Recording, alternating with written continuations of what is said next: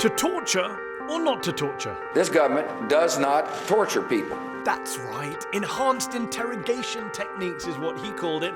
But all that torture is in the past now, right? No one wants to bring it back, do they? I would absolutely authorize something beyond waterboarding, and believe me, it'll be effective. And you know what? If it doesn't work, they deserve it anyway for what they're doing now. Oh. But hold on, Mr. President. What if torture is what helped lead them to do all those awful things in the first place? What if torture, regardless of whether or not it works, causes blowback?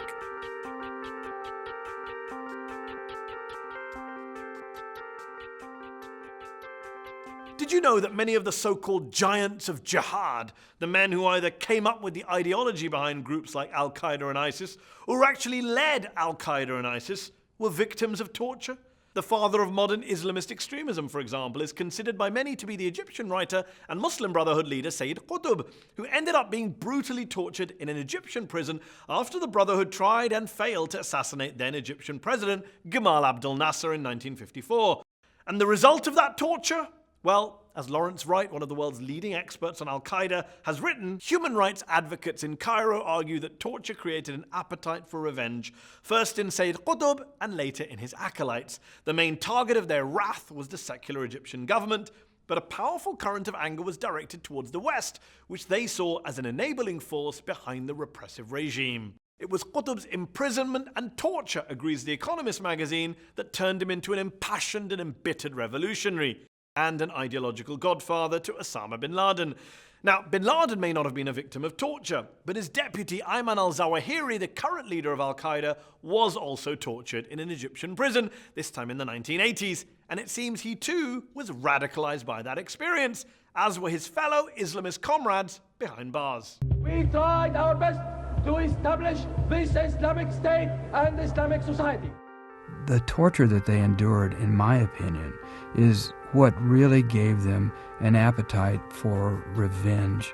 And the bloodletting that is so characteristic of Al-Qaeda, I think it was born in the humiliation that those men felt in those Egyptian prisons. In more recent years, there's also Abu Musab al-Zarqawi, who went into prison in Jordan in the 1990s as a violent thug and came out of prison a violent radical and extremist, and future leader of Al-Qaeda in Iraq. His biographer, who spent time with him in prison, says that incarceration and the severe torture Zarqawi endured was, quote, the most significant phase in the development of his personality. Oh dear.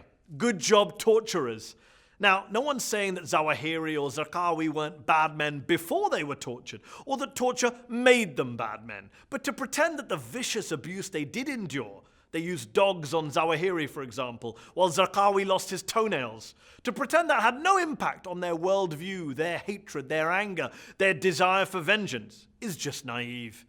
Now, you might say, well, regardless, that's all ancient history. What's that got to do with today and with US policy today? Well, here's the thing. Torture causes blowback, and torture is an unintended recruiting sergeant for terrorist groups, not just in the direct sense, you get tortured, you want revenge, but in an indirect way too. You may not have been tortured yourself, but you're willing to join up with a terror group to protest the torture you've seen or heard about.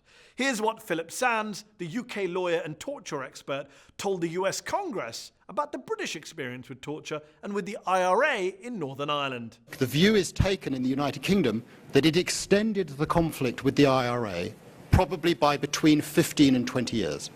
Because what it did was that it outraged the community that was associated with those who were subject to these particular techniques. And it created a breeding ground, a recruiting ground. Yet the US still went ahead and did the same kind of torture in Abu Ghraib, Guantánamo Bay, CIA black sites across the world, the same kind of torture that the British did in Northern Ireland. And there was the same kind of blowback. For example, Cherif Kouachi, one of the French brothers who carried out the horrific attack on the offices of Charlie Hebdo in Paris, said it was, quote, everything I saw on the television, the torture at Abu Ghraib prison, all that which motivated me. And it wasn't just Kouachi. A State Department memo leaked by WikiLeaks noted how following publication of the first Abu Ghraib photos, Saudi authorities arrested 250 individuals trying to leave Saudi Arabia to join extremist groups in Afghanistan. 250! Now, you might be thinking Abu Ghraib was closed in 2006. That was over 10 years ago. But that's exactly the problem. We're still feeling the blowback from that torture. It's the gift that keeps giving to the terrorists. And you don't have to take just my word for it. Abu Ghraib and other situations like that are non-biodegradables. They don't go away. The enemy continues to beat you with them like a stick. And of course, it isn't just Abu Ghraib.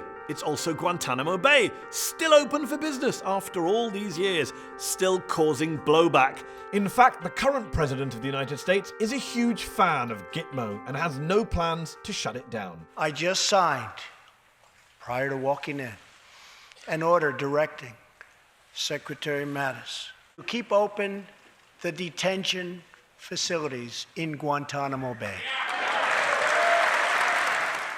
Yet there's still so much denial on the part of so many about what torture in such places actually achieved. We did the right thing for the right reason. And the right reason was to protect the homeland and to protect American lives. Absolute BS. As former FBI Special Agent Ali Soufan, an expert both on al-Qaeda and on interrogation techniques, said to me on my Al Jazeera show on the subject of US torture, it did not prevent one single terrorist attack in the United States. It damages our national security. It risked our national interest. We put people in orange suits, and now al-Qaeda and ISIS put innocent people that they kidnapped in orange suits. Yep, we do it, they do it. So much for saving lives.